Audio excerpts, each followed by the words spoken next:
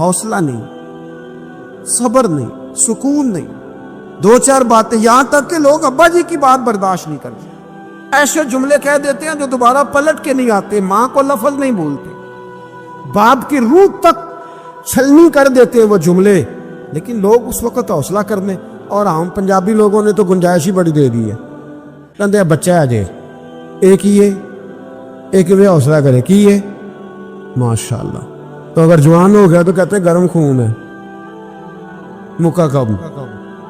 اگر بوڑھا ہو گیا تو کہتے ہیں بوڑھوں میں حوصلہ نہیں ہوتا, نہ بچے میں نہ تو کس میں حوصلہ ہوگا بولے, کسی میں بھی نہیں. چھٹی سب کو فتویٰ مل گیا نا, یہ بچہ ہے جی, ابھی یہ تو بچہ ہے, آپ تو سیانے میں آنے, یہ بچہ ہے.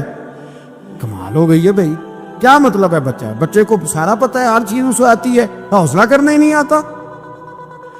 اور پھر کہہ دیا وہ تو گرم خون ہے. وہ کیا بات کرتے ہو, گرم خون؟ ابے کے گلے پڑ گیا گرم خون, اس کو کھڑا کرو نا ایس پی کے سامنے اور اس کو مار تھپڑ اس کے منہ پہ, پھر ایک گرم خون کا پتہ چلے. غریب کے یہ گلے پڑ گیا, اس کو کھڑا کرو ایس ایچ او کے سامنے, پھر پتہ چلے گا خون کتنا گرم ہے. وہاں بالکل چپ ہے, بالکل خاموش ہے. اور گرم خون اس کا صرف اماں کے لیے, جلال صرف رہ گیا اگر غریب گھر کی بیٹی بیاہ کے لایا تو صرف اس کے لیے. کوئی ایسی بات نہیں. ہم بڑے سیانے, ہمارا غصہ بڑا سمجھدار ہے, ہمارا وہ گرم خون بڑا سیانا ہے. وہ جہاں دیکھتا ہے کہ معاملہ ہلکا ہے تو وہاں وہ گرم خون جلال میں, اور جہاں دیکھتا ہے کہ سامنے والا تگڑا ہے تو وہاں وہ گرم خون فوراً ٹھنڈا ہو جاتا ہے. حوصلہ پیدا کریں. زندگی حوصلے مند لوگ جیتے, جو حوصلے مند نہیں ہوتے وہ تو زندگی کا ایک سال لطف سے نہیں جی پاتے. حوصلہ کریں, مسکرائیں. میرے نبی پاک صلی اللہ تعالی علیہ وسلم نے نا عثمان بن طلحہ, کعبے کی چابی ان کے پاس ہوتی تھی. حضور نے ایک دن فرمایا عثمان, اچھا یہ نہیں تھا کہ عثمان خاص لوگوں کو چابی کعبہ کھول کے دکھاتے تھے, بلکہ ان کو قریش کی جانب سے یہ حکم تھا کہ جو بھی تجھے کہے تو نے کعبے کا دروازہ کھول دینا. نبی پاک علیہ الصلوۃ والسلام نے نا ہجرت سے 2-4 دن پہلے کہا کہ عثمان ذرا چابی دو, میں نے کعبہ اندر سے دیکھنا ہے. بڑے ٹھنڈے دل سے ذرا سننا, ادھر دیکھو میری طرف, ادھر دیکھیے گا ذرا میرے بھائی. میں نے ایک بندے سے کہا یار پانی کی بوتل دینا دکاندار سے, ایک ہے اس نے کہہ دیا نہیں میرے پاس. اس بات کا کوئی غصہ بولیے, اور اگر وہ کہے سارے زمانے کو ملے گی آپ کو نہیں دینی, پھر بولے میرا خیال ہے چپ کر کے ہنس کے آ جائیں گے, سوال ہی نہیں پیدا ہوتا. ہم کہیں گے مجھے نہیں نہ دینی, تو نے تو دکان اٹھا یہاں سے بند کاری سے, کیا مطلب ہے سب کو دینی ہے تجھے نہیں دینی, کیا معنی ہے اس کا؟ لے کے جاؤں گا, جھگڑا ہوگا, بحث کریں گے. عثمان بن طلحہ سے حضور نے فرمایا دروازہ کھولو, کعبہ دیکھنا ہے. عثمان کہنے لگا میں ساری دنیا کو دکھاؤں گا, آپ کو نہیں دکھاؤں گا. کتنی سخت بات ہے, پر قربان جائیں رسول اللہ کے حوصلے پہ صلی اللہ علیہ. عثمان کہتے ہیں میں نے یہ بات کی تو نبی پاک مسکرانے لگے, اور میں اچھا نہیں دینی, تو حضور نے نا مسکرا کے اور میری کمر پہ تھپکی دی, فرمایا اچھا یاد رکھنا یہ چابی میں تجھ سے لے لوں گا, اور جس کو میرا دل کرے گا میں اس کو دوں گا. عثمان کہتے ہیں روز رات کو نبی پاک کے یہ جملے میرے کانوں میں گونجا کرتے تھے, گونجتے تھے کہ حضور نے فرمایا. کہتے ہیں جس دن پتا چلا نا نبی پاک 10,000 کا لشکر لے کے آ رہے ہیں, تو ابو سفیان میٹنگیں کر رہے تھے, مکے کے سارے سردار تیاری کر رہے تھے, اور میرے کانوں میں ایک ہی لفظ تھا کہ حضور نے فرمایا میں چابی لے لوں گا, پھر جس کو میں چاہوں گا اسے دوں گا. عثمان کہتے حد ہو گئی, وقت گزر گیا, حضور آ گئے, طواف فرمایا, اور طواف کے بعد میرے نبی پاک علیہ السلام نے فرمایا بلاؤ نا ذرا عثمان کو. عثمان کہتے میں چابی لے کے آیا تو دوسرا جملہ کوئی نہیں. ساڈے نا کوئی بندہ مشورہ دے وہ نہ منیے, تے جے کام ہون جو ہو جائے نا جو نے مشورہ دیتا سی تے وہ نال ہی غوث پاک بن جاندا ہے. تینوں آکھیا سی نا فوراً ہی داتا علی جویری ہو جاندا ہے. وہ کہندے تینوں پتہ نہیں میں کڈا ولی اللہ, تینوں میں آکھیا سی نا انج نہ کر, اور بندہ پریشان ہوتا ہے کام الٹ ہو گیا, اور لاگوں آکھی جاندا ویکھو جی میں تے تانوں پہلوں ہی آکھیا سی جی عجیب بات ہے، شیخ چلی کی طرح پیچھے پڑ جائے گا، میں نے تو پہلے ہی کہا تھا۔ او بس کر یار، اب تو خواجہ معین الدین اجمیری ہو گیا، بس کرو۔ مشورہ ہی ہوتا ہے، کسی کا مل جاتا ہے اور کسی کا نہیں لیا جاتا۔ فوری طور پہ بندہ اٹھ کے نہ تو ولایت کی چوتھی سیڑھی پہ چڑھ جائے گا، کہے گا میں تو اب دالے وقت ہوئے، میں کتب دورہ ہوں، میں نے تجھے کہا نہیں تو۔ اب بس کر یار، کئی دفعہ مشورے صحیح ہوتے ہیں، کئی دفعہ صحیح۔ بولیے، نبی پاک صلی اللہ علیہ وسلم کی احد کے دن خواہش یہ تھی کہ اندر رہ کے لڑنا ہے۔ جوان صحابہ نے کہا باہر جا کے لڑائی کرنی ہے، حضور نے باہر جا کے جنگ کی، بظاہر مسلمانوں کو شکست ہوئی۔ حضور نے ایک دفعہ نہیں کہا کہ میں نے تمہیں کہا نہیں تھا اندر رہنا ہے، بس ہو گیا جو ہو گیا۔ اب اس میں فٹافٹ اگلے کو حوصلہ دو، کوئی حرج نہیں یار۔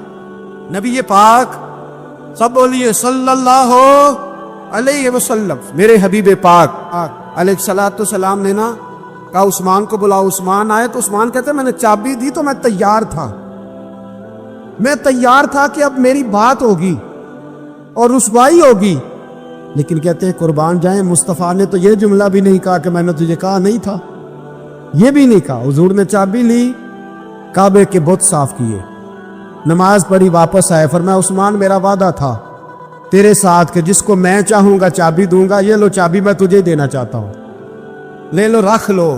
عثمان کہتے ہیں وہ چابی نہیں میرے طرف آ رہی تھی، میری طرف ایمان آ رہا تھا، وہ چابی نہیں آ رہی، ایمان آ رہا تھا میری جانب۔ کہتے ہیں میرے ہاتھوں میں چابی آئی اور میری زبان پہ کلمہ توحید جاری ہو گئے۔ بھائی تدبر، حوصلہ، صبر، رضا، ہمیں تو ٹائم بھی نہیں گزارنا آتا۔ گھر کا ماحول، گھر کے اندر رہ کے لوگ دکھی میں، اس لیے کہ ہماری طبیعتوں میں حوصلہ نہیں، ایک منٹ کے لیے نہیں، ایک سیکنڈ کے لیے بھی ہم یہ برداشت نہیں کرتے کہ چلو تھوڑا انتظار کریں، وقت کو دیکھیں، موقع کو دیکھیں۔ میرے نبی پاک علیہ الصلوۃ والسلام پہ اتنی مصیبتیں آئیں کہ پہاڑ پہ آتی تو وہ ریزہ ریزہ ہو جاتے، لیکن کسی مقام پر بھی حضور علیہ الصلوۃ والسلام شکوہ کرتے نظر نہیں آتے۔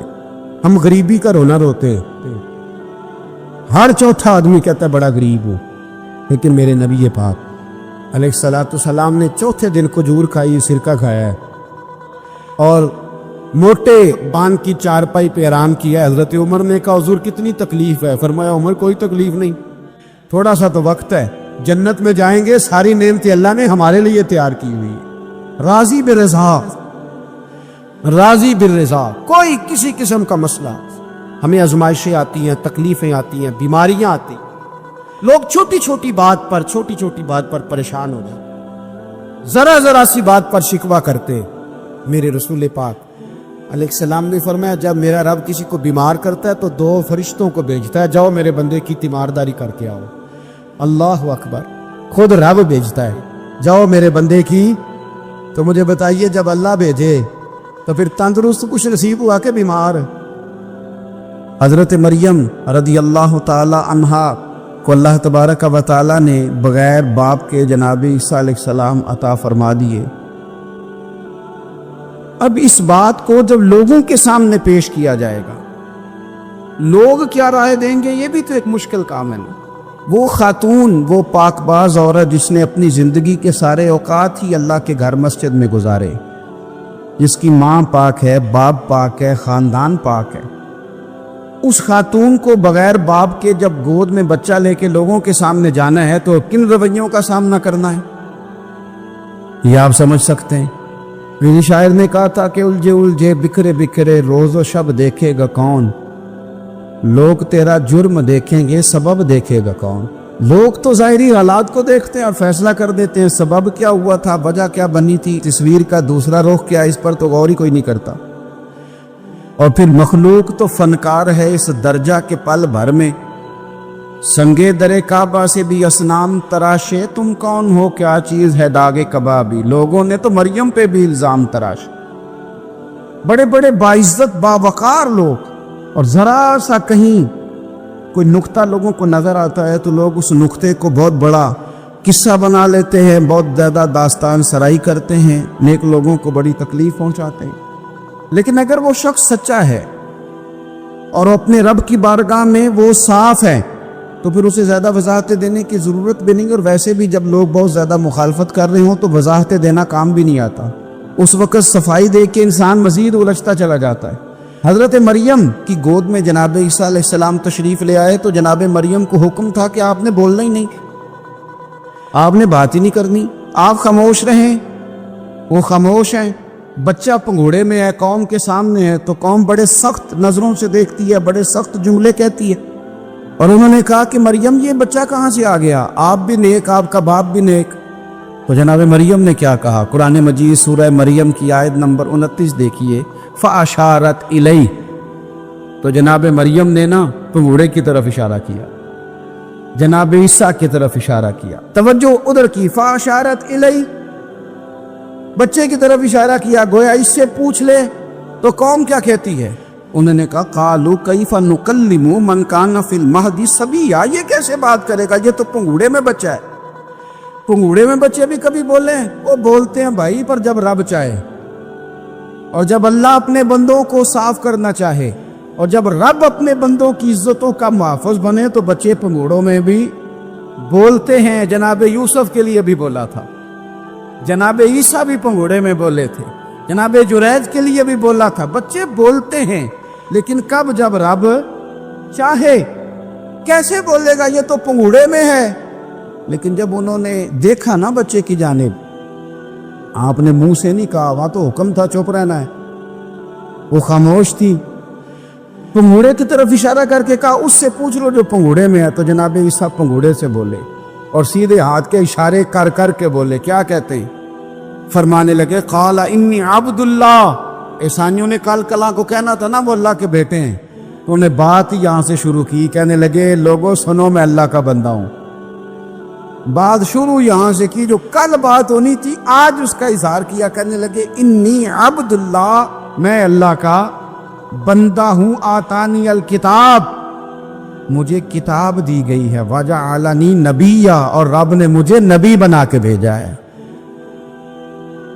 10 منٹ پہلے جناب مریم کے بارے میں رائے لوگوں کی اور تھی، اور 10 منٹ کے بعد اور تھی۔ 5 منٹ پہلے باتیں اور تھیں، اور 5 منٹ کے بعد باتیں اور تین۔ جب رب بندوبست کر دے، جب اللہ اہتمام کر دے، میرے بھائی ضروری تو نہیں کہ ہم پریشان ہی رہیں کہ یار یہ کام میں نے کیا نہیں، میرے کھاتے ڈال دیا گیا، یار اس جرم کا میں مجرم ہی نہیں اور میرے منہ پہ سیاہی ملنے کی کوشش کی جا رہی، یہ میرا کھاتا ہی نہیں اور لوگ مجھے تکلیف دے رہے ہیں۔ ضروری نہیں کہ آپ ہی وضاحت کریں، میرا رب بھی بندوبست فرما دیا کرتا ہے۔ اور جو اہتمام اللہ کرتا ہے نا، جو بندوبست رب کرتا ہے، آزمائش آ جاتی ہے، بڑے بڑوں پہ آ جاتی ہے، لیکن بعض اوقات بڑی تکلیف ہوتی ہے جب اس بندے کو لوگ کٹہرے میں کھڑا کر دیں جس کا جرم ہی کوئی نہیں، اس شخص سے لوگ سوال جواب شروع کر دیں جس بیچارے کے خیال میں بھی وہ بات نہیں، پھر وہاں وضاحت دینا، نہ کردہ گناہوں کی وضاحت دینا، یہ بڑا بوجھ بنتا ہے، بڑی تکلیف ہوتی، اور لوگ کرتے ہیں یہ کام۔ پھر اللہ تعالیٰ جب بندوبست فرمائے، صحیح بخاری میں حضرت جریج کا ذکر فرمایا، جریج نفل پڑھ رہے تھے، ماں نے آواز دی، وہ آ نہیں سکے، نماز میں تھے، ماں ناراض ہو گئی، اس نے ہاتھ اٹھا کے کہا اللہ یہ اتنی دیر تک مرے نہ جب تک کسی بری عورت کا منہ نہ دیکھ لے۔ کسی اور کی دعا کے لیے سند نہیں ہے کہ وہ تیرے حق میں ضرور قبول ہوگی، لیکن ماں باپ کی دعا کے لیے میرے نبی پاک نے سند بیان کی ہے۔ سید عالم صلی اللہ علیہ وسلم فرماتے ہیں جب بھی ماں باپ اولاد کے لیے ہاتھ اٹھاتے ہیں رب ضرور قبولیت کا شرف عطا کرتا ہے۔ تو جہاں سند موجود ہے نا، کچھ افتتاح بازی سے بھی کرا لینی چاہیے، کچھ کام شروع کرنے سے پہلے صرف اماں سے ہی دعا کرا لینی چاہیے، یہ والا افتتاح بھی بڑے کام کا ہے کیونکہ یہاں سند بیان کر دیا میرے نبی کریم۔ تو جناب جریج کی ماں ناراض ہو گئی، کہنے لگی اللہ اس نے میری بات نہیں سنی، اب تھے تو وہ نیک، لیکن رب کریم کی حکمت کا تقاضا ہے، ماں کی دعا کو بھی قبول کرنا، تو اللہ نے آزمائش میں مبتلا کر دیا۔ والدہ تو چلی گئیں، وہ ایک خیمے میں، ایک کٹیا میں، ایک جھونپڑی میں عبادت کرتے تھے، اللہ کو یاد کرتے تھے، رب رب کرتے تھے، اور لوگ ان کی بڑی تعریف بھی کرتے تھے، لوگ ان کے ارادت مند بھی تھے، عقیدت مند بھی تھے، اہل محبت بھی تھے۔ ایک عورت آ گئی، بس وہ اللہ کی حکمت پوری ہونی تھی، اس نے آ کے پہلے تو انہیں اپنی طرف مائل کرنا چاہا، جب نہ مائل ہوئے تو الزام لگا دیا۔ یہ ہمارے دور کا تقاضا ہے، لوگ پہلے آپ کو اپنے حق میں قائل کرتے ہیں، اپنی فرما برداری میں لانا چاہتے ہیں. اگر آپ نہیں آتے تو پھر وہ آپ کو مجرم قرار دے دیتے ہیں. یا میرے ساتھ چل ورنہ پہ میں تیرے خلاف پراپوگنڈا کروں گا. دو ہی باتیں. پہلے اس نے قائل کیا. جب جناب جنید قائل نہ ہوئے تو اس نے قریب ایک چرواہا تھا, اس چرواہے کے ساتھ جا کے منہ کالا کیا. مقررہ وقت پہ بچہ پیدا ہو گیا. لوگوں نے کہا کس کا ہے؟ کہنے لگی اس خانقاہ میں, اس حجرے میں عبادت کرنے والے کا ہے. اگر کسی دیندار پر ذرا سا بھی الزام لگ جائے تو آپ یقین کریں کہ بڑے بڑے خوفناک لوگ بھی نیک ہو جاتے ہیں. جن کا اپنا سارا ماضی کالا سیاہ ہو وہ بھی اجالوں کے راہبر بن جاتے ہیں. جن کی اپنی زبانیں ساری زندگی آلودہ رہی ہوں وہ بھی بڑے بڑے اعلیٰ سچ بولنے لگتے ہیں. اعلیٰ کچے میرے مکان کی دیوار کیا گری, لوگوں نے تو میرے صحن میں رستے ہی بنا لیے. بڑے لوگ آ جاتے ہیں پھر بڑا کچھ کرتے ہیں اور بڑے بڑے خوفناک جملے کستے ہیں. بس کو نقطہ جو ہاتھ آ گیا ایسا جیسے گرنے کا انتظار کر رہے تھے. اب جناب لوگ اٹھے, احتجاج شروع ہو گیا, شور پڑ گیا. یہ بابا بڑا نیک بنتا تھا, نفل پڑھتا تھا, عبادتیں کرتا تھا, دیکھو اس کا حال کیا ہے کہ اس نے ناجائز بچہ پیدا کیا. بغیر تحقیق کے میں کہہ چکا ہوں کہ الجھے الجھے بکھرے بکھرے روز و شب دیکھے گا کون. لوگ تیرا جرم دیکھیں گے, سبب دیکھے گا کون. لوگ تیرا جرم دیکھیں گے, سبب کوئی غور نہیں کرتا کہ وجہ کیا تھی. او بھائی کچھ تو مجبوریاں رہی ہوں گی, یوں ہی کوئی بے وفا نہیں ہوتا. الزام لگا دیا, شور ہوا, احتجاج ہوا, دنیا کٹھی ہوئی.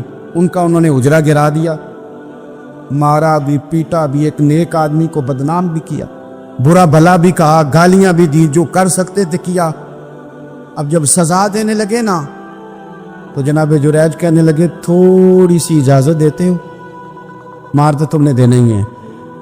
کہا جناب ٹھیک ہے دیتے ہیں. انہوں نے کہا صرف 2 نفل پڑھنے ہیں. اب وہ نفل پڑھ رہے تھے تو لوگ اس وقت بھی کہہ رہے تھے فراڈ ہی کر رہا ہے, دھوکہ ہی دے رہا ہے. چونکہ ذہن بن گیا نا, بدگمانی آ گئی. انہوں نے 2 نفل پڑھ کے ہاتھ اٹھائے, کہا اللہ جانا تو میں نے ہے, پر اس رسوائی کے ساتھ جنازے تک نہیں خراب ہو جاتے, قبریں تک نہیں لوگ بدنام کر دیتے. کہ اللہ جانا تو ہے, پھر اس رسوائی کے ساتھ تو میری مدد فرما. اب تو میرا کیس تیری ہی عدالت میں ہے, تو رحمت کا دروازہ کھول. ہاتھ اٹھائے, دعا مانگی, نفل پڑھے, پورے مجمع پہ نظر دوڑائی, کوئی نہیں تھا سپورٹ کرنے والا. کل تک جو کہتے تھے نا تیرے لیے جیئیں گے, تیرے لیے مریں گے, ساری عمر ہی آٹا گدہ ہے, لکھاں کیتے نہیں پیڑے. اب وقت آیا ہی تے محمد بخشا کوئی نہیں ہو بیٹھا نیڑے. ایک بندہ بھی نہیں تھا, ووٹر سپورٹر ساتھ دینے والا کوئی نہیں تھا. تو جناب جنید بچے کی طرف اشارہ کر کے کہنے لگے کوئی نہیں بول رہا, تو ہی بول کے بتا دے تیرا باپ کون ہے, تو ہی بول کے بتا دے کون ہے. اللہ اکبر. میرا رب جب چاہے تو بچے بولتے ہیں, رب چاہے تو گونگے بولتے ہیں, رب جب چاہے تو پھر پتھر بھی بولتے ہیں. جب کہا نا تو ہی بتا تو بچہ بولا, اور بول کے کہنے لگا میرا باپ جریج نہیں, میرا تو وہ ہے جو بکریاں چرانے والا ہے, وہ میرا باپ. جب رب کریم نے توفیق دی تو بچہ بول پڑا. جب رب بندوبست کرتا ہے کسی کی عزت کی حفاظت کا تو پھر کوئی اسے رسوا کر سکتا. یاد رکھنا جب رب محافظ ہو تو پھر لوگوں کا پراپوگنڈا وہاں کچھ کر سکتا. لوگ کئی دفعہ بڑا گہرا جال بنتے, سازش کا رنگ بڑا گہرا ہوتا ہے, عام سادے آدمی اس کو سمجھ نہیں پاتے, اس پراپوگنڈے کا حصہ ہو جاتے, انہیں پتہ ہی نہیں چلتا یہ بات دراصل کیا کی جا رہی ہے. یہ کتنی گہری حسد کی آگ ہے جس کو لوگ بغض کے ساتھ ہوا دے رہے ہیں, اپنی عداوت کے ساتھ اس کو زیادہ جلا رہے ہیں. حضرت سیدنا عائشہ صدیقہ رضی اللہ تعالیٰ عنہ بیان کرتی ہیں, اور لطف کی بات یہ بھی بخاری میں موجود ہے. میں نے جناب جنید کا قصہ عرض کیا تو بخاری سے, یہ عرض کر رہا ہوں تو بخاری سے. یہ واقعہ میں حضور کی امت کے کسی ولی کا بیان کرتا تو لوگوں نے کہنا تھا ہماری سمجھ میں ہی نہیں آتا. بعض لوگوں کا خیال ہے کہ داتا صاحب کی کرامت بھی نبی پاک کی بیان کریں. او خدا کے بندوں کو خیال کرو, داتا صاحب تو کئی 100 سال بعد آئے ہیں, وہاں اگر کوئی کرامت ہوگی تو حضور بیان کریں گے. اگر نبی کریم نے پچھلے بنی اسرائیل کے ولیوں کی کرامتیں بیان کر کے تمہیں بتائی ہیں تو اس کا معنی یہ ہے کہ اگر وہاں اللہ یہ شان عطا کر سکتا ہے تو تم تو امتوں کی سردار امت ہو، ان پر تو نیرا فضل ہے، تم پر تو رب کا فضل کبیر ہے۔ تو بس لوگ سمجھنے کو تیار نہیں، پچھلوں کی مان لیتے ہیں۔ جناب آصف بن برخیہ کی کرامت جو سورہ نمل میں آئی وہ تو مانیں گے، پر غوث پاک کی کرامت یہ پتہ نہیں عجیب فلسفہ ہے اور کس طرح کا فلسفہ ہے، یہ سمجھ سے بالاتار ہے کہ بنی اسرائیل کا کوئی ولی ہو تو اس کی کرامت ہو سکتی ہے اور نبی پاک کی امت کا ہو تو اس کی ہو ہی نہیں سکتی۔ کیا معنی ہے اس بات کا؟ اور لوگ ہیں کہ داد و تحسین دے رہے ہیں، واہ واہ کر رہے ہیں۔ اللہ تعالیٰ سمجھنے کی توفیق عطا فرما۔ حضرت عائشہ صدیقہ رضی اللہ تعالیٰ عنہ فرماتی ہیں ایک عورت تھی اور اسے نبی پاک صلی اللہ تعالیٰ علیہ وسلم نے وہ کلمہ پڑھ کے مسلمان ہوئی، مدینہ طیبہ آ گئی تو حضور نے مسجد نبوی شریف میں اس کے لیے مکان، ایک سادہ سا کمرہ ساتھ مسجد کے بنوا دیا، وہیں رہنے لگی۔ اکثر وہ سیدہ طیبہ کے پاس آتی تو حضرت عائشہ صدیقہ رضی اللہ تعالیٰ عنہ فرماتی ہیں وہ بڑی باتیں سناتی اور آخر میں کہتی وہ ہار والا دن بھی بڑا عجیب دن تھا اور میرے رب کی قدرتوں کا دن تھا، وہ بھی بڑا عجیب دن تھا۔ سیدہ عائشہ صدیقہ رضی اللہ تعالیٰ عنہ ایک دن فرمانے لگی کہ تو ہار والے دن کا بڑا ذکر کرتی ہے، وہ کیا دن تھا؟ تو خاتون کہنے لگی اماں جی وہ دن تھا جب میرے رب پر بھروسہ اور مضبوط ہو گیا، جس دن میرا اپنے رب پر توکل اور بڑھا، میرے ایمان میں یقین میں اور پختگی آئی۔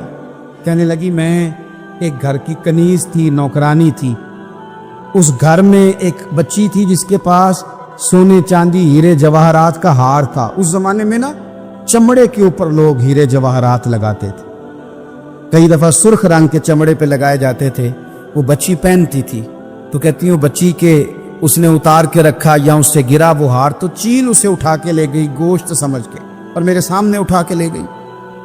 گھر والوں نے مجھ سے پوچھا، یہ بخاری میں موجود ہے، گھر والوں نے پوچھا مجھ سے کہ وہ ہار کہاں ہے تو میں نے کہا چیل اٹھا کے لے گئی۔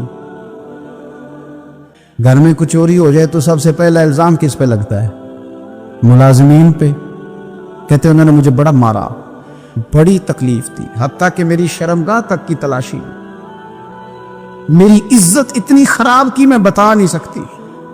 میں نے اپنی زندگی میں ایک واقعہ دیکھا، ایک امیر گھر میں چوری ہو گئی، ملازم کو اتنا مارا کہ وہ چارپائی پہ پڑ گیا، پولیس والوں سے اتنی مار پڑوائی گئی کہ وہ بیچارہ چارپائی پہ پڑ گیا اور پھر وہ اتنا بیمار ہوا اور کچھ دنوں کے بعد پتہ چل گیا کہ چور تو اپنا بیٹا ہے ان کا،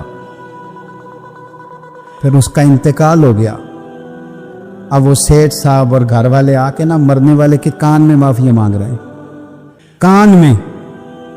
تو میں نے ان سے پھر کہا تھا کہ یہ تو اب چلا گیا ہے، تمہارا زور چلتا تھا نا تو تم نے قانون خریدا اور تم نے اسے جتنا ہو سکا تم نے اسے مار پڑوائی، تمہارے پاس جو عدالتیں تھی تم نے وہاں کاروائی کی، اب ایک عدالت قیامت کے دن لگے گی۔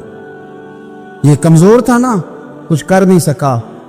میرے نبی پاک صلی اللہ علیہ وسلم نے فرمایا سن لو، اگر سینگ والی بکری نے بغیر سینگ والی بکری کو تکلیف دی ہوگی نا تو قیامت کے دن اسے بھی بدلہ دینا پڑے گا کہ تیرے پاس سینگ تھے اور تو نے اسے مارا تھا۔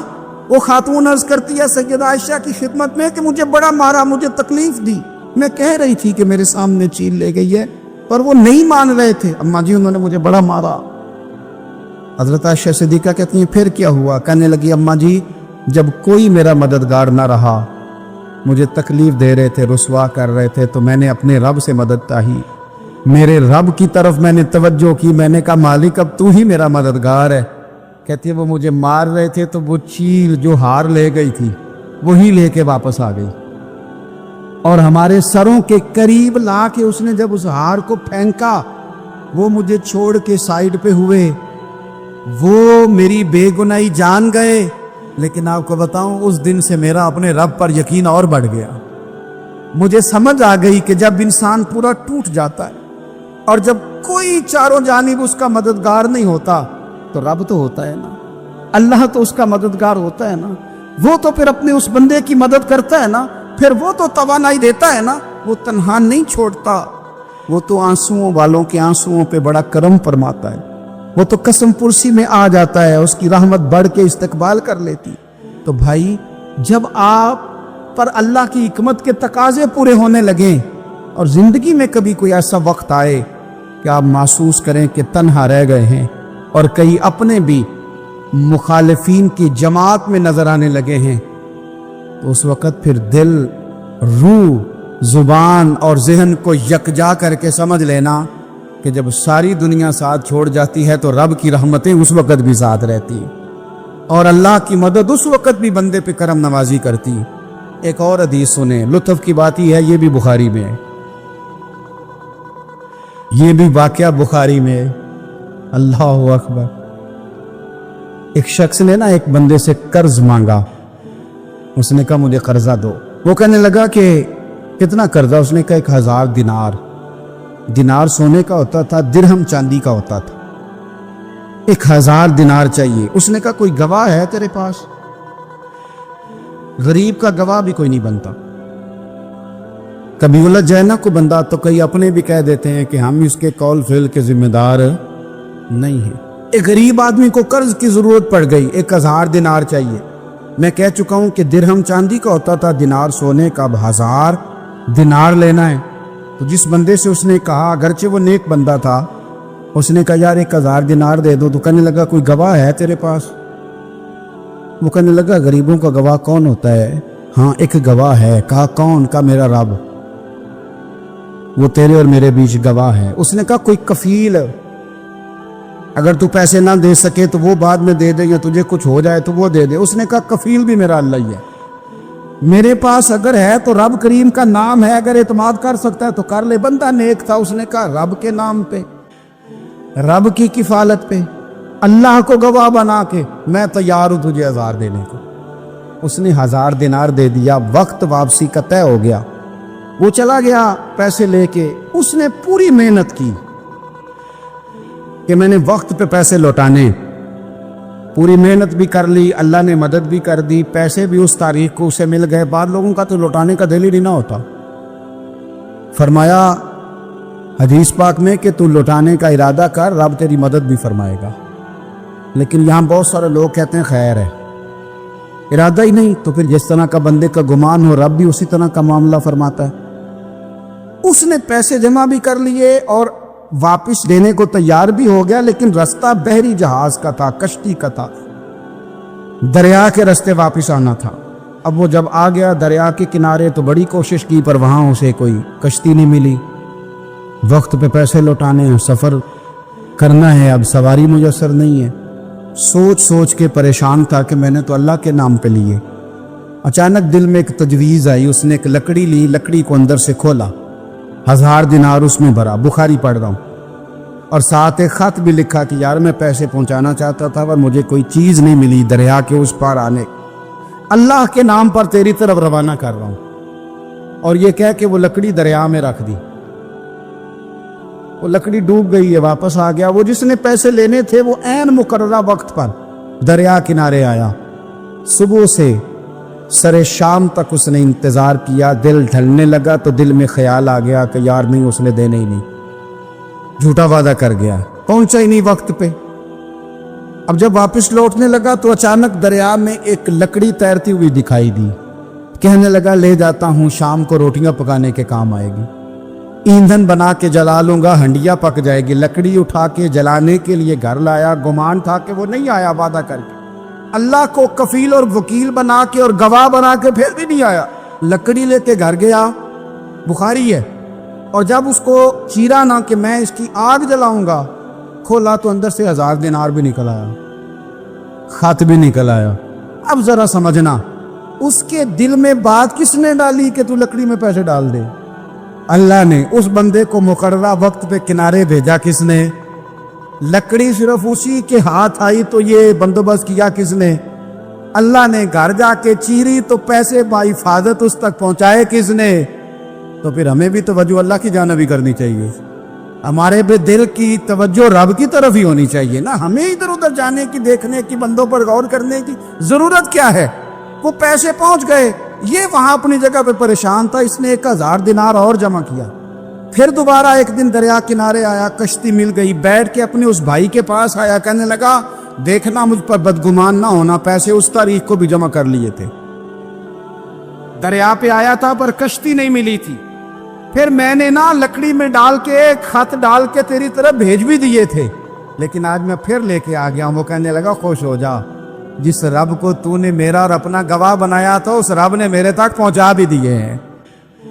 جب لوگ اللہ کو گواہ بناتے ہیں، رب کی جانب اپنی توجہ کرتے ہیں، اپنی چاہتوں، خواہشات اور اپنی ساری چٹھیاں اپنے رب کریم کی رحمت کی طرف روانہ کرتے ہیں، پھر اللہ اپنے بندوں کو مایوس نہیں کرتا، اللہ اپنے بندوں کو نواز دیتا ہے، اللہ تبارک و تعالیٰ اپنے بندوں پہ کرم نوازی کرتا ہے۔ او سنگیو، ساری امیدیں سیٹھوں، نوابوں، دنیا داروں سے کیوں وابستہ کرتے ہو؟ ساری توجہات کا مرکز کیوں ان لوگوں کو بناتے ہو جو تمہیں دنیا میں مضبوط نظر آتے؟ اپنی توجہات کا مرکز اپنی خدا کو بنائیے، اپنے مالک کی جانب اپنی ساری خواہشات کا رخ پھیر دیجیے، اپنی توجہات اپنے رب کی جانب کر لیجیے، وہ اپنے بندوں پہ بڑی کرم نوازی فرماتا ہے۔ حضرت سعد بن ابی وقاص رضی اللہ تعالیٰ آپ فرماتے ہیں جب میں قادسیہ کی جنگ لڑ رہا تھا تو ایک ریاست ایسی بھی آئی جس کے بادشاہ کا تاج بڑا مشہور تھا کہ بڑے قیمتی ہیرے ہیں اس کے تاج میں، معروف تھی وہ بات۔ تو میں نے مسلمان فوجیوں کو نصیحت کی کہ جب لڑائی کرو نا تو بادشاہ کا تاج جب ملے تو قبضے میں لے لینا، مال غنیمت میں شامل ہو جائے گا تو مسلمانوں کو فائدہ ہوگا، غریبوں کی مدد ہوگی، اسلامی فلاحی ریاست کے اندر بڑا فائدہ دے گا۔ فرماتے ہیں جہاد ہو رہا تھا تو علاقہ ریتلا تھا، غبار زیادہ تھی، ریت زیادہ تھی۔ آپ فرماتے ہیں لڑتے لڑتے شام ہو گئی، شام کے وقت بادشاہ قتل ہوا، بادشاہ کا سر تو ملا پر اس کا تاج کوئی نہ ملا۔ اب صحابہ ڈھونڈنے لگے، ریت ٹٹولنے لگے، تھوڑی سی جدوجہد کی تو حضرت سعد بن ابی وقاص کہنے لگے یار رات ہو گئی ہے، چھوڑو، نہیں ملتا تو رہنے دو، سو جاؤ اپنے اپنے خیموں میں جا کے، اللہ نے فتح دے دی ہے، یہی ہمارے لیے بہت کافی ہے، چھوڑو، شہادت ہے مطلوب مقصود مومن، نہ مال غنیمت نہ کشور کشائی۔ وہ تو کہا تھا چلو مل جائے تو ٹھیک ہے، نہیں ملتا تو رہنے دو، چھوڑ دیا۔ کہتے سب لوگ اپنے اپنے خیموں میں چلے گئے، سپہ سالار سعد بن ابی وقاص رضی اللہ عنہ فرماتے میں بھی اپنے خیمے میں ابھی میں بیٹھا تھا، کمر جو تھی وہ میں نے لگائی تھی، زمین کے ساتھ لیٹا ہی تھا کہ میرے خیمے کے باہر کسی مجاہد نے آ کے صدا دی حضور اجازت ہو تو اندر آ جاؤں؟ میں نے کہا آ جاؤ۔ تو کہتے ایک شخص آیا، اس نے چادر کے اندر اپنا چہرہ چھپایا ہوا ہے، پھٹے پرانے پوسیدہ سے کپڑے، ٹوٹے ہوئے جوتے، رسیوں سے باندھے ہوئے، آ کے کھڑا ہوا اور چادر کے نیچے سے اس نے وہ تاج نکالا، اس کی چمک دمک ہیروں کی اتنی زیادہ کہ پورے خیمے میں روشنی پھیل گئی، اور میرے پاس تاج رکھ کے کہنے لگا حضور میں گزر رہا تھا تو میرے گھوڑے کے پیر سے کچھ چیز ٹکرائی ہے، میں نے کھودی ہے تو تاج نکل آیا ہے، رکھ لیں۔ آپ فرماتے رات کے اندھیرے میں اکیلے اسے ملا، دیکھنے والا بھی کوئی نہیں تھا، اور بندے کی حیثیت بتاتی ہے کہ غریب ہے۔ پھر بھی میں نے پوچھا، میں نے کہا تم تو مجھے بڑے غریب آدمی لگتے ہو، تمہیں تو بڑی ضرورت تھی، کیا امیر ہو؟ کیا تمہارے حالات کس طرح کے؟ تو کہتے مجھے کہنے لگا حضور 12 بچوں کا باپ ہوں، اور جب جہاد کے لیے آیا تھا تو گھر میں صبح کا کھانا تھا، دوپہر کا کوئی نہیں تھا، حکم ہوا جہاد کی فرض ہونے کا تو نکل آیا ہوں، کچھ سرکہ کچھ چھوٹا سا سامان ان کے لیے چھوڑ کے آیا ہوں، اللہ کریم ان کی مدد کرے گا۔ تو فرماتے میں رشک آیا، اسے رشک، تو میں نے کہا جناب یہ تم نے رکھا کیوں نہیں؟ کہنے لگے وہ میری طرف دیکھ کے کہنے لگے حضور کیوں رکھوں، مجھے اس کی کیا ضرورت ہے، مجھے میرا رب کھلانے والا ہے، میرا رب دینے والا ہے، مجھے ضرورت ہی نہیں، میں کیوں رکھوں؟ دامان توکل کی یہ خوبی ہے کہ اس پر پیبند لگے ہوتے ہیں، دھبے نہیں ہوتے۔ فرماتے ہیں وہ دیکھ کے پلٹ گئے، ابھی وہ خیمے سے نکلنے لگے تھے، میں نے پیچھے سے آواز دی، میں نے کہا یار اپنا نام تو بتا، اپنا قبیلہ تو بتا، اپنے والد کا نام تو بتا، تو اتنا بڑا شخص ہے بتا تو صحیح۔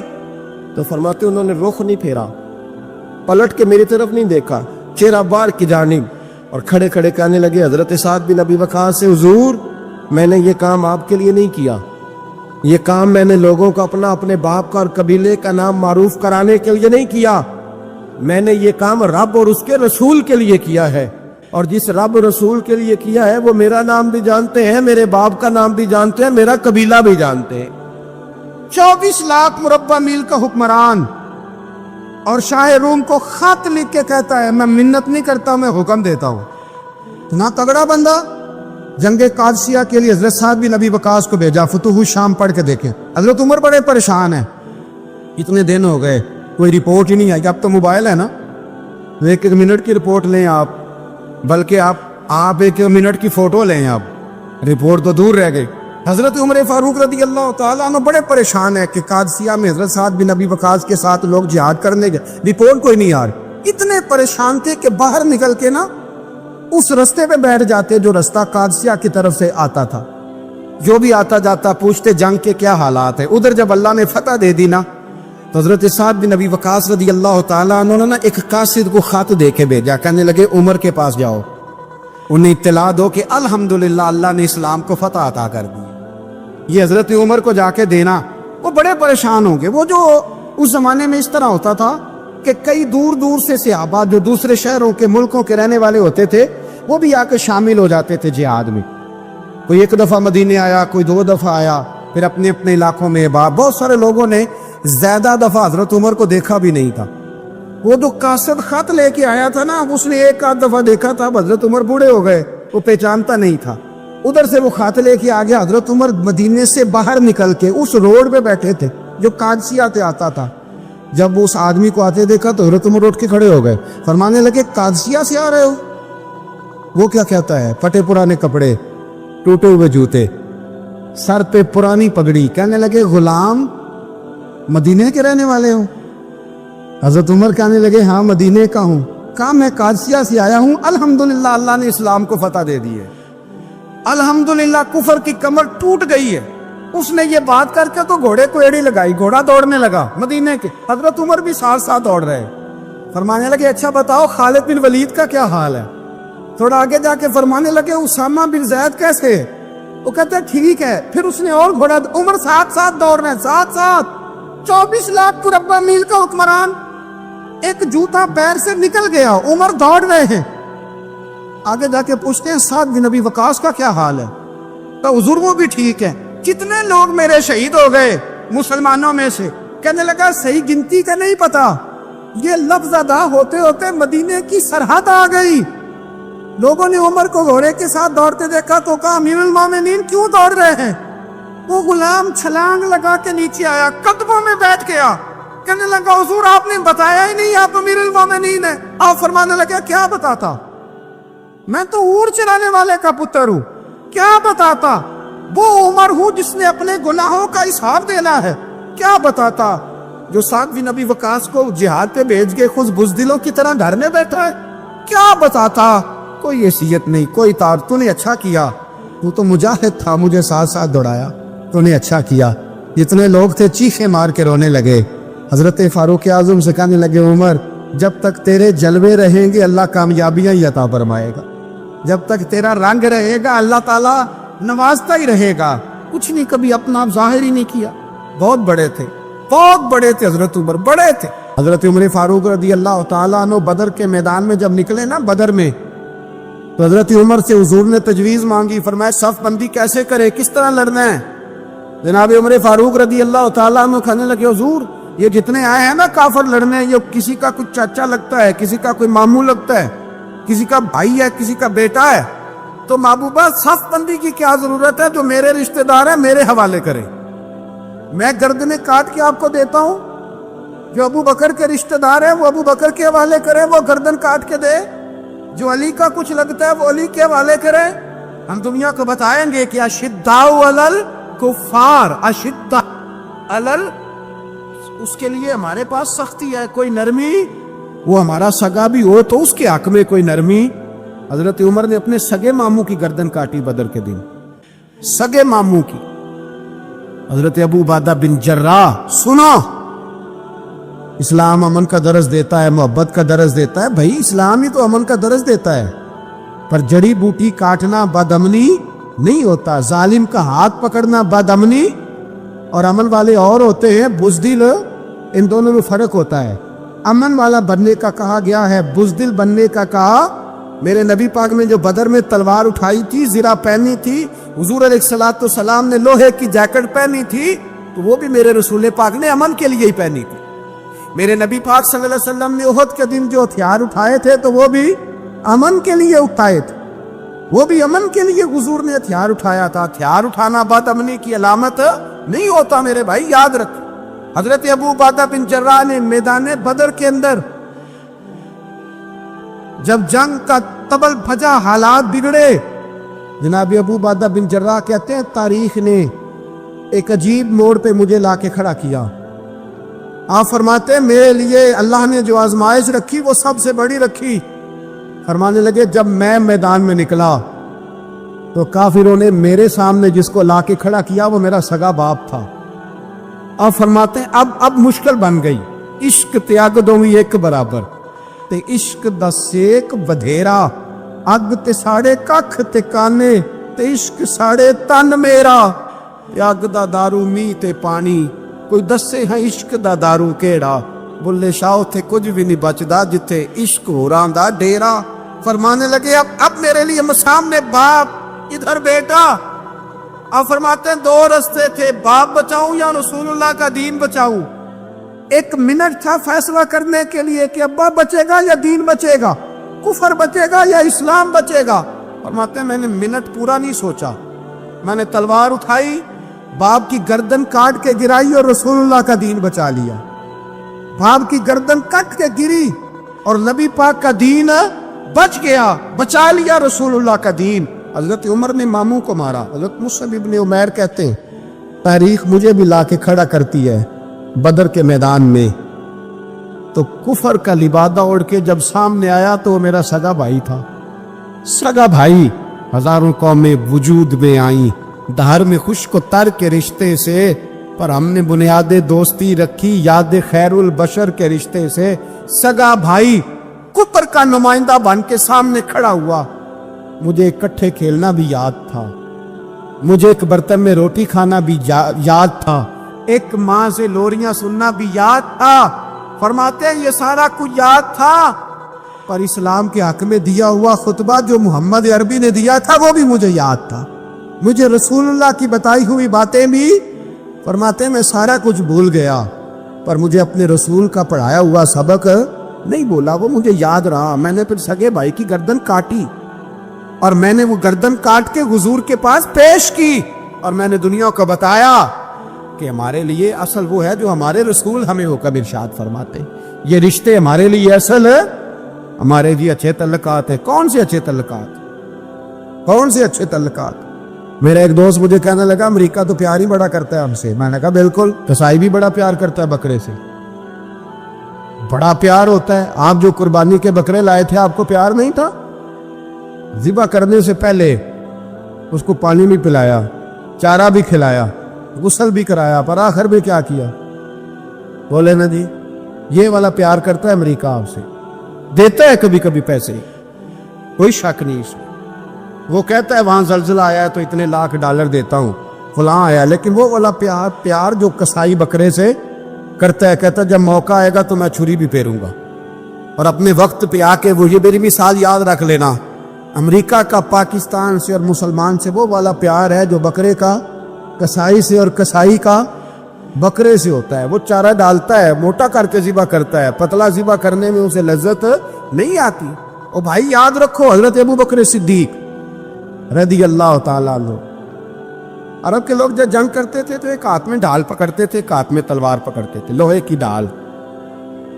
جب دشمن حملہ کرتا تھا تو ڈھال آگے کرتے تھے، وہ کئی دفعہ ٹکرا کے ڈھال سے تلوار گر جاتی تھی۔ حضرت ابو بکر صدیق میدان میں نکلے، بیٹا کافروں کی طرف سے لڑنے آیا ہے، سگا بیٹا، اور میرے مصطفیٰ کریم نے فرمایا اولاد بزدل کر دیتی آدمی، پر جب ایمان پختہ ہو تو پھر صحابہ نے اس بزدلی کی بھی پرواہ نہیں کی۔ سگا بیٹا کافر کی جانب سے آیا، حضرت ابو بکر صدیق نے تلوار سے حملہ کیا، بیٹے نے ڈھال آگے کی۔ جب صاحبزادے نے ڈھال آگے کی نا تو حضرت ابو بکر کی تلوار لوہے کی ڈھال سے ٹکرائی، تلوار گر گئی۔ اب حضرت ابو بکر نے ہتے ہو گئے، صاحبزادے نے اٹھائی تلوار، کہتا ہے جب میں مارنے لگا تو خیال آیا گھر تو میرا اجڑے گا نا، باپ تو میرا ہی ہے نا۔ صاحبزادے کہتے ہیں میں ابو بکر صدیق کو چھوڑ کے چلا گیا، بعد میں مسلمان ہو گئے, کلمہ پڑھ لیا. ایک دن گھر میں بیٹھے تھے تو بات شروع ہو گئی. صاحبزادے کہنے لگے ابا جی وہ یاد ہے نا جب میری ڈھال سے آپ کی تلوار ٹکرائی تھی اور تلوار گر گئی تھی تو میں نے آپ کو باپ سمجھ کے چھوڑ دیا, میرا ہی گھر اجڑنا تھا باپ سمجھ کے. جناب صدیق اکبر رضی اللہ تعالیٰ عنہ صاحب ابن شام نے لکھا ہے کہ اپنی سرین پر 2 دفعہ ہاتھ مارا, 2 دفعہ. کہنے لگے بیٹے تو اس وقت کافر تھا, تو نے مجھے چھوڑ دیا. میں جب واپس پلٹا تھا نا اسی دن اسی لمحے تو میرے دل میں خیال تھا کہ بیٹے نے تو چھوڑ دیا ہے, لیکن اگر بیٹا یوں میری تلوار کے نیچے آتا میں بیٹا سمجھ کے معاف نہ کرتا, کفر کا نمائندہ سمجھ کے قتل کر دیتا. اس لیے کہ میری نظر میں اگر کوئی اہمیت ہے تو رسول اللہ کے فرمان کی اہمیت ہے. باپ بیٹے اولاد کی کوئی اہمیت ہے؟ اشداء علی الکفار, کافر سے نفرت ہی نہیں ہوتی. یہاں تو موج لگ گئی ہے ایک عام نوجوان سے لے کے عام آدمی سے. وزیر اعظم تک کی سوچ یہ ہے کہ رہائش امریکہ میں ہونی چاہیے, لندن میں ہونا چاہیے, بس یہی سوچ ہے. اب تو اللہ تبارک و تعالیٰ معاف کرے جس کے پاس پاسپورٹ ہے لندن کا, یورپ کا, وہ سمجھتا پتہ نہیں میں کون سی بلا ہوں. چھوڑو, کس چکر میں پڑ گئے ہو, کس طرف نکل گئے ہو. صدر صاحب امریکہ کے صدر کے ساتھ فوٹو کھنچاتے ہیں تو وہ 2 فٹ اونچا ہو جاتے ہیں. بس کرو یار, یہ کمزور لوگوں کی علامت ہے, کمزور لوگوں کی. حضرت عمر فاروق رضی اللہ, مجھے پلٹ کے یاد آتے ہیں سیدنا فاروق اعظم. حضرت فاروق اعظم رضی اللہ تعالیٰ عنہ سے عیسائی بادشاہ نے کہا میں ملنا چاہتا ہوں. آپ فرمانے لگے ٹائم نہیں, جو تجھے ملنا ہے وہ مدینے کے غریبوں کو نہ ملوں گا, وہ رسول اللہ کے نوکروں کو نہیں ملوں گا, تجھے مل کے کیا کرنا ہے. میں انہیں ملوں گا جن کے لبوں پہ رسول اللہ کا درود جاری ہے, جو مصطفیٰ سے پیار کرتے ہیں. مجھے تجھ سے ملنے کی کوئی ضرورت ہے.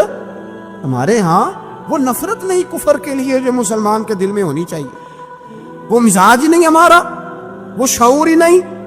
ہم جب بھی اتحاد کرتے ہیں کافر سے اتحاد کر کے اپنے ہی بھائی کو مارنے لگتے ہیں. وہ جی لڑائی ہو رہی تھی, بھائی کا بھائی سے اختلاف نہیں ہوتا گھر کے اندر, پھر وہ دشمنوں کو بلا کے لاتا ہے کہ میرے بھائی کو مارو. ایسا ہوا ہے کبھی؟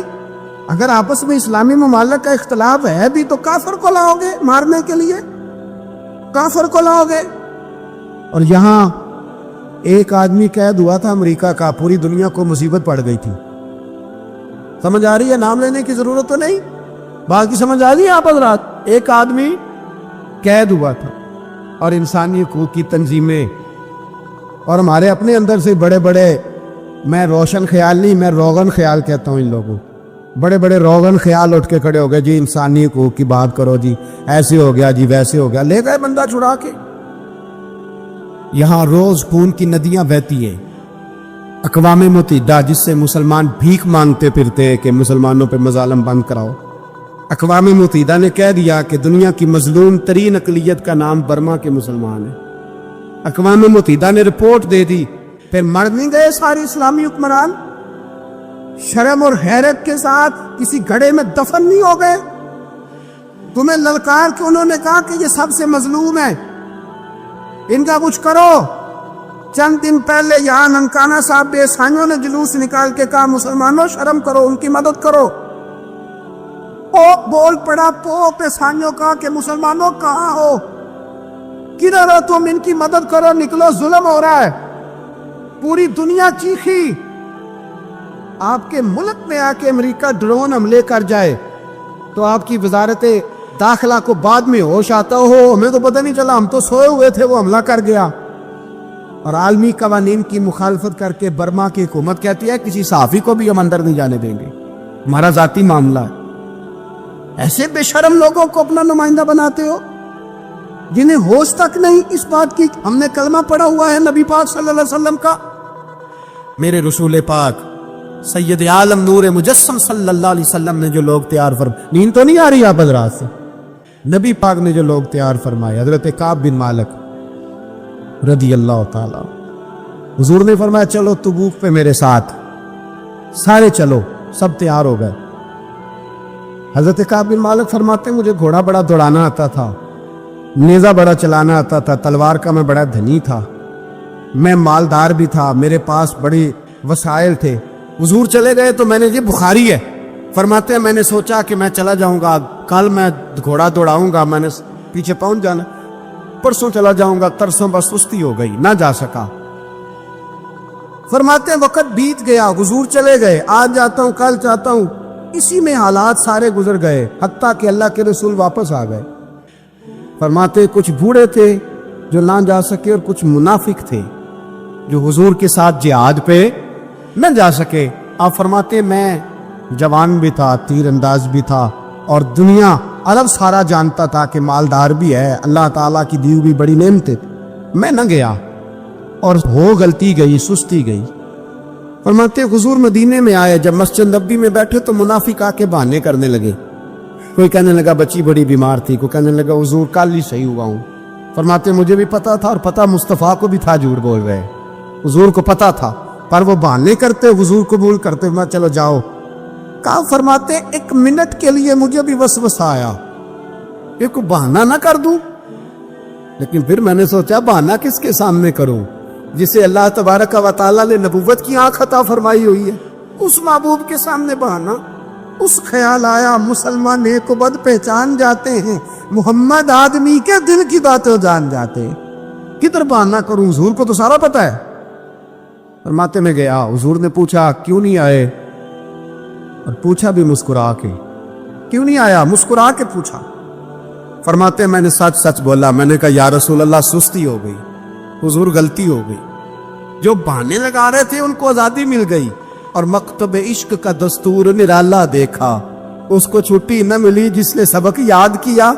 فرماتے ہیں ان کو چھٹی مل گئی, میں نے کہا حضور غلطی ہو گئی, تو نبی پاک نے فرمایا اس سے کوئی بندہ کلام نہ کرے, خبردار میرے ساتھ بھی گفتگو نہ کرنا. حضرت کعب بن مالک فرماتے ہیں میرا چچا زاد بھائی, خالہ زاد بھائی سارے رہتے تھے, میں کسی کو سلام لیتا تو کوئی جواب بھی نہیں دیتا تھا. فرماتے ہیں میں مسجد میں نماز پڑھنے آتا, پر صحابہ کرام کو حضور نے منع کر دیا تو مدینے کی گلیاں بھی ناآشنا ہو گئی. فرماتے مجھے یوں لگتا تھا کہ مدینے کے در و دیوار بھی مجھ سے کلام نہیں کرتے, میں وہاں دعا منگیا کرو سنگیو کتے مرشد نہ رس جاوے, اے جنہاں دے پیر رس جاندے او جیوندے ہی مرے رہندے. کہا اس طرح لگا کہ جیسے حالات بگڑ گئے سارے میرے حق میں. آپ فرماتے ہیں میں مسجد میں آ کے بیٹھتا, تو جب مجھے پتا تھا, میں جب آنکھیں ادھر کرتا تو حضور مجھے دیکھتے, اور جب میں نبی پاک کو دیکھتا تو حضور چہرہ پھیر لیتے. بول پڑے خواجہ غلام فرید صاحب, کہنے لگے میں ویکھاں تے میرا یار نہ ویکھے, جے میں نہ ویکھاں تو ویکھے, ایڈے نصیب کتھوں تتڑی دے, او میرے وچ ویکھن دے ویکھے. غلام فریدا او بوے یار دے مریے, پاویں ویکھے یا نہ ویکھے. اور فرماتے میں سید عالم صلی اللہ علیہ وسلم کو دیکھتا تو حضور رخ انور پھیر لیتے. حضرت کعب بن مالک رضی اللہ تعالیٰ عنہ فرماتے کہ حضور کا حکم آیا کہ بیوی کو علیحدہ کر دو. بار پہلے کوئی نہیں بات کرتا, اب کہا بیوی کو علیحدہ کر دو, تو میں نے کہا حضور طلاق دے دوں. فرمایا نہیں میکے بھیج دو, طلاق نہیں دینی. فرماتے ہیں بال بچہ بھی چلا گیا, نہ گھر میں کوئی نہ باہر کوئی, تنے تنہا. آپ فرماتے ہیں زمانہ جانتا تھا, عرب کے صوبوں میں بات پھیل گئی کہ کعب بن مالک جیسا سردار, مالدار, گھوڑ سوار, تیر انداز, نیزہ باز, اتنا بڑا سیانہ سنجیدہ آدمی جدا کر دیا نبی پاک نے. فرماتے ہیں غسان کے عیسائی بادشاہ نے مجھے خط لکھا. حضرت کعب فرماتے ہیں بڑی آزمائش تھی, پر یہ مصیبت سب سے بڑی تھی. غسان کے عیسائی بادشاہ نے خط لکھا, اس کا آدمی مجھے ڈھونڈتا پھرتا مدینے میں, میں ملا تو خط اس نے مجھے دیا. خط میں یہ نہیں لکھا تھا کہ کافر ہو جاؤ معاذ اللہ, یہ نہیں لکھا تھا عیسائی ہو جاؤ. اس نے خط میں لکھا کہ کعب ہم نے سنا ہے تمہارے نبی نے تمہیں چھوڑ دیا, ناراض ہو گئے. تم تو اس قابل تھے کہ صوبے کے گورنر بنائے جاتے, تم تو بڑے عہدے کے قابل تھے, تمہاری تو شہرت ہے سارے علاقوں میں, تم آ جاؤ ہمارے پاس, ہم تمہیں بہت بڑا عہدہ دے دیں گے. حضرت کعب بن مالک فرماتے اب میری چیخیں نکلی, اب میں تڑپ کے رویا. میں نے وہ اس کا خط پکڑا اور جلتے ہوئے تنور میں ڈالا, اور مسجد نبی میں سر سجدے میں رکھ کے میں نے کہا اے اللہ میرا ایمان اتنا ہی مشکوک ہو گیا ہے کہ کافر کہتے ہیں میں ان کے ساتھ مل جاؤں گا. اے اللہ میرا ایمان اتنا مشکوک کافر سمجھنے لگے ہیں کہ میں مسلمانوں کو چھوڑ کے ان سے اتحاد کروں گا. یہاں لوگ کہتے ہیں ہم نے پریشر کے لیے ان کو ساتھ ملایا ہے, ہم نے پریشر کے لیے کافر سے سمجھوتا کرو گے, اپنے بھائی پر ظلم کرنے کے لیے بے ایمانوں کے ساتھ دوستی کرو گے. حضرت کعب بن مالک فرماتے میں نے تندور میں ڈالا, میں تڑپ کے رویا. میں نے کہا اے اللہ میرا اتنا امتحان نہ لے کہ کافر سوچنے لگے کہ میں اسے سمجھوتا کروں گا. اے اللہ مہربانی فرما, اتنا امتحان نہ لے. روتے روتے گھر گیا, سحری تک روتا رہا. ایک آدمی دوڑا آیا, کہنے لگا کعب جلدی چل, حضرت جبریل آ گئے ہیں, اللہ نے تیری توبہ قبول فرما لی ہے, رسول پاک نے تجھے یاد فرمایا ہے, چل آ جا. حضرت کعب بن مالک فرماتے میں قدموں میں گرا اور میں نے کہا محبوبہ میرا سارا ہی مال لے لے, حضور میری ساری صلاحیتیں لے لے, رکھ لے سارا کچھ, مجھے وہ مال نہیں چاہیے جو آپ کے دروازے سے دور کر دے. حضور وہ دولتیں میرے کس کام کی جو آپ کے دروازے سے دور کر دے. بے نور بے چراغ جو محفل ہو پھونک دو, اعظم بلا سے اپنی وہ ہستی ہی کیوں نہ ہو, جو چیز اس کی راہ میں حائل ہو پھونک دو.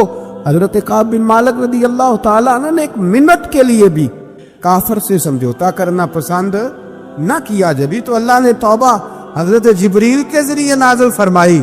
میرے بھائی یہاں منٹ پہ سمجھوتا ہے, منٹ پہ بڑا رولا ڈالتے ہم, بڑا شور ہے چائنا کی دوستی. چائنا جیسے کہے برما کی حکومت ویسے کرتی ہے, اس کا اثر اور رسوخ ہے ان کا. آپ نے کیوں نہیں ان سے کہا کہ ان کو منع کریں؟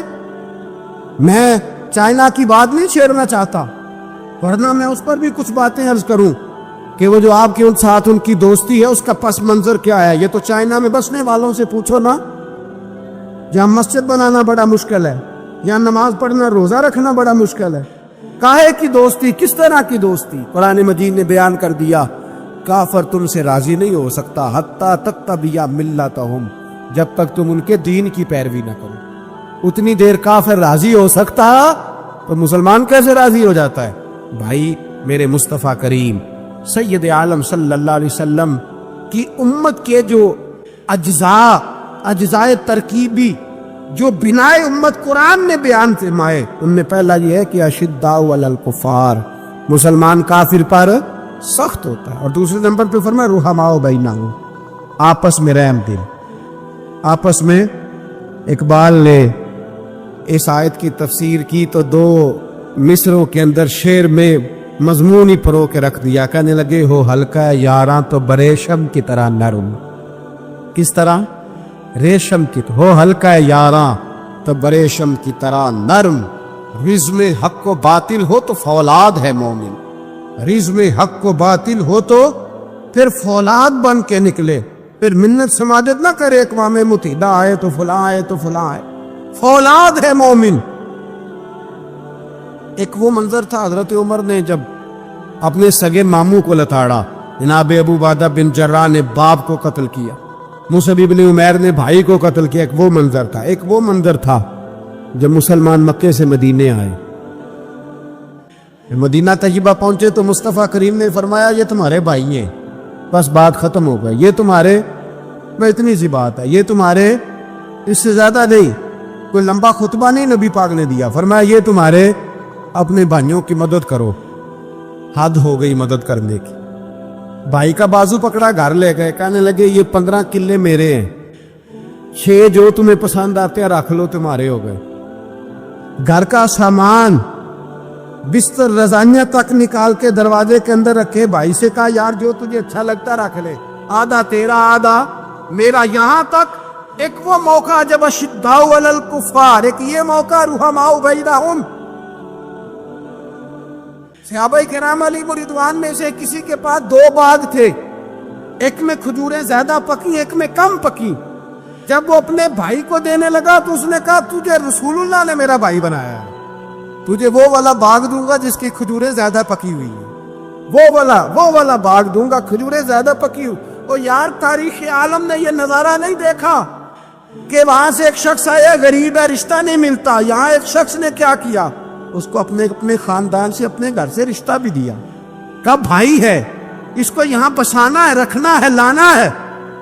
کوئی تہذیب کا ٹکراؤ نہیں ہوا، کوئی ان لوگوں کے آپس میں جھگڑے نہیں ہوئے، کوئی نہیں کہا کہ یہ مہاجر ہے یہ انصار ہے، کوئی کسی جگہ نہیں کہا تمہارا کھانا پینا رہنا سہنا الگ ہے، کوئی کسی جگہ بحث نہیں ہوئی، آدھا بانٹ کے دیا۔